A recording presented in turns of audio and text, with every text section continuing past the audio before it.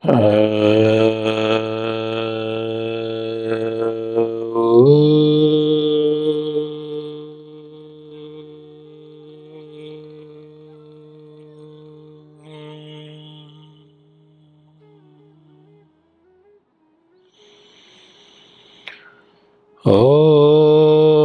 पूर्णमदः पूर्णमिदं पूर्णात् पूर्णमुदच्यते पूर्णस्य पूर्णमादाय पूर्णमेवावशिष्यते। ॐ शान्तिः शान्तिः शान्तिः।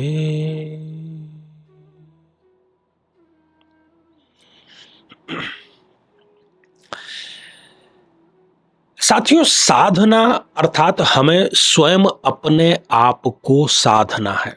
हमारे भीतर जो कुंडलिनी शक्ति सुषुप्त अवस्था में बैठी है, अपार शक्ति भरी हुई है उसके अंदर, उसको सुषुप्त अवस्था से हमें जागृत अवस्था में लाना है और धीरे धीरे एक एक चक्र का भेदन करते हुए सहस्त्रार चक्र तक इस यात्रा को पूरा करना है।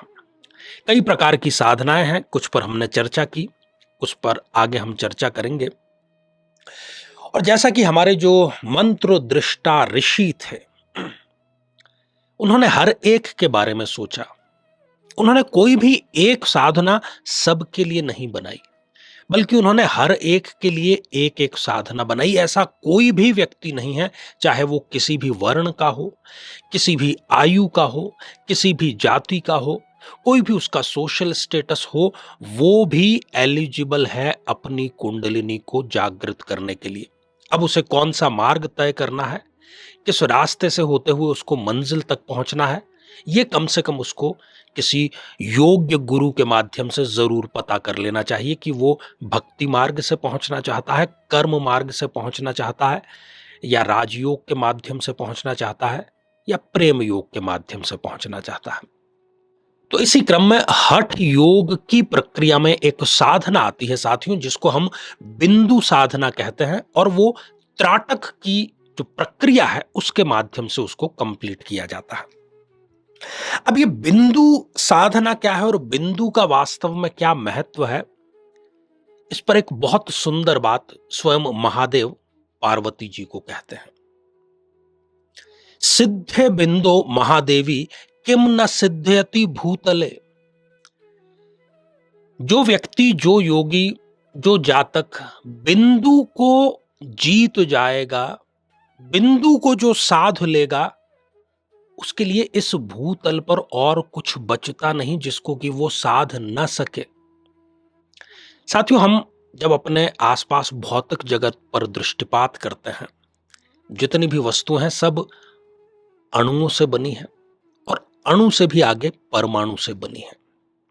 जब किसी भी वस्तु को बहुत छोटे छोटे बारीक टुकड़ों में पीस दिया जाता है और जब उसका आगे और पीसा जाना या और उसको विभक्त करना संभव नहीं है, तो हम उसको परमाणु नाम देते हैं, जो कि हम अपनी नग्न आंखों से तो नहीं देख सकते। हाँ, शायद सूक्ष्मदर्शी की सहायता से उसको देखा जा सकता है।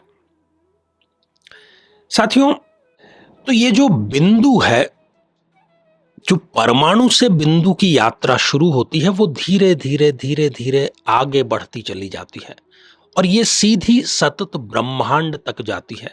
सारा का सारा जो खेल है, सारा का सारा जो चक्र है, वो बिंदु का ही चक्र है।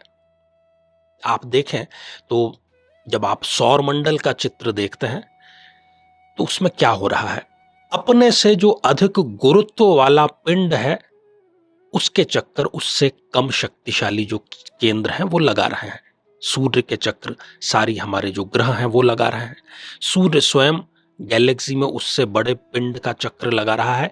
इसी प्रकार से ये जो चक्र है ये आगे से आगे चल रहा है, क्योंकि जो थियरी ऑफ रिलेटिविटी है, सापेक्षता का जो सिद्धांत है, वो ये कहता है कि किसी भी सरल रेखा में कभी भी गति संभव नहीं है, वक्र रेखा में ही गति संभव होती है। इसलिए हम ग्रहों के जो परिक्रमा पथ हैं वो देखते हैं कि वो सरल नहीं है, कोई अंडाकार स्थिति में ही है। क्योंकि सरल रेखा में गति हो ही नहीं सकती।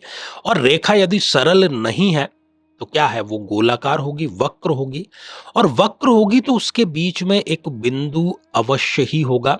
जिस प्रकार से परमाणु की यदि हम बात करते हैं तो परमाणु के केंद्र में जो प्रोटॉन है उसके चक्कर इलेक्ट्रॉन लगा रहा है। तो ये परमाणु से लेकर के ब्रह्मांड तक ये ही प्रक्रिया निरंतर चल रही है और ये प्रक्रिया संतुलन में चल रही है। ऋणावेश और धनावेश, इसका संतुलन वहां पर बरकरार है। जैसे ही वो संतुलन टूटता है तो हम क्या देखते हैं, हम देखते हैं विस्फोट होता है। और उस विस्फोट का विध्वंसकारी प्रयोग भी हो सकता है, जैसा कि द्वितीय महायुद्ध के समय पहले हुआ हिरोशिमा और नागासाकी पर, या फिर आजकल हो रहा है जिसमें हम उसको परमाणु को ऊर्जा के रूप में रूपांतरित करके जनजीवन को आसान करने का कार्य कर रहे हैं। साथियों, जो गति है, जो शक्ति है, उसके सीधे तौर पर दो रूप होते हैं। एक कार है, एक गाड़ी है, एक वाहन है, उसमें इंजन लगा हुआ है, इंजन में शक्ति है। इंजन जब दौड़ता है तभी गाड़ी गति करती है। लेकिन उस इंजन को चलने के लिए पेट्रोल की, डीजल की आवश्यकता होती है। तो जो इंजन है वो स्थितिक शक्ति है, वो स्थित है एक स्थान पर। और जो गत्यात्मक है वो पेट्रोल है। पेट्रोल के बिना इंजन किसी काम का नहीं है। वैसा ही हम किसी भी डिवाइस की बैटरी पर यह बात लागू कर सकते हैं। बैटरी जो है वो अपने आप में स्थित है, तो वो स्थितिक ऊर्जा है। हम उसमें विद्युत का संचालन करते हैं, उसको रिचार्ज करते हैं, तब वो बैटरी चार्ज होती है और अपना काम करती है। वैसे ही हमारे शरीर में जो कुंडलिनी है, मेरु रज्जु जो है, मेरुदंड के भीतर जो सुषुम्ना, एड़ा, पिंगला, ये सब नाड़ियां हैं, इसके पहले भी हमने इसके बारे में चर्चा की है। वो कुंडलिनी शक्ति स्थितिक ऊर्जा है, स्थित है वो। लेकिन उस स्थितिक ऊर्जा को प्रयोग में लाने के लिए, गति में लाने के लिए हमें प्राण ऊर्जा की आवश्यकता पड़ती है।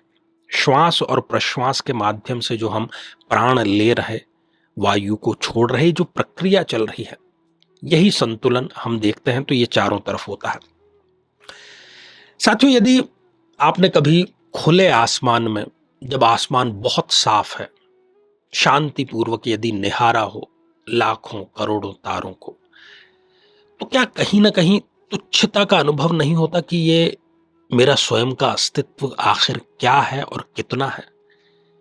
कभी आप समुद्र के किनारे खड़े होकर के जो अपार जल राशि है उसका आप दर्शन करें, जिसका कोई ओर या छोर नहीं, और उसके अनुपात में आप स्वयं क्या हैं, तो कहीं ना कहीं तुच्छता का अनुभव होता ही होता है।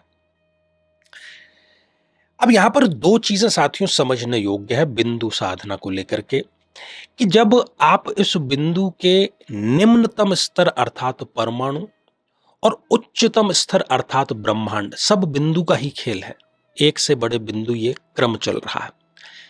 जब आप उसका स्वयं के अनुपात में निर्णय देखते हैं तो एक तरफ तो आपको तुच्छता का अनुभव होता है कि मेरा तो अस्तित्व ही कुछ भी नहीं है, लेकिन ठीक तभी आपको यह भी पता लगता है कि मेरे अंदर भी इसका अंश है, कुंडलिनी शक्ति के रूप में है, और मैं उसको जागृत कर सकता हूं और उसका मैं सर्वाधिक प्रयोग कर सकता हूं अपने एक्सीलेंस के लिए, अपने जीवन को बेहतर बनाने के लिए। कुछ भी फिर आपके लिए असंभव नहीं रह जाएगा।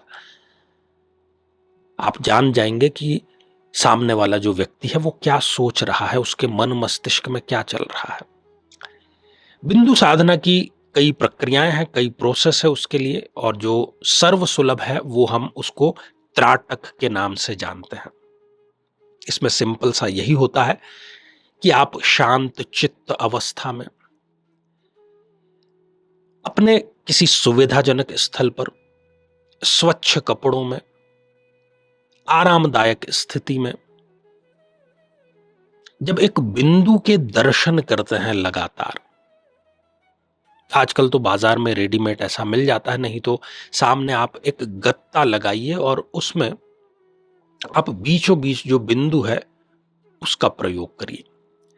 वो गत्ता यदि पूरा काले रंग का है और बीच में आप उसको यदि येलो पीले रंग का बिंदु उसमें स्थापित करते हैं ठीक बीचों बीच, और एक टक आप उसको ध्यानपूर्वक देखिए। अपने श्वासों पर आपको ध्यान केंद्रित करना है, आती और जाती हुई श्वास। आप देखेंगे कि वो बिंदु से कई प्रकार की आकृतियां निकल रही हैं। वो कई बार अपना रंग भी स्वयं परिवर्तित कर रहा है, थोड़ी सी भ्रमात्मक स्थिति भी उत्पन्न होगी। और ऐसा ही आप दीपक या मोमबत्ती के साथ में भी कर सकते हैं। साथियों, आगे हम इस पर विस्तार से चर्चा करेंगे। आज हम इस बिंदु बिंदु का महत्व, बिंदु आखिर क्या है, बिंदु साधना किसे कहते हैं, और ये किस प्रकार से कुंडलिनी जागरण के लिए हमारा एक माध्यम बन सकती है, इस पर हमें चर्चा इसकी करनी थी। तो साथियों, आज के लिए केवल इतना ही, और इसी मंगल कामना के साथ में कि आप सभी स्वस्थ, समृद्ध और शांतिपूर्वक जीवन व्यतीत करें। नमस्कार।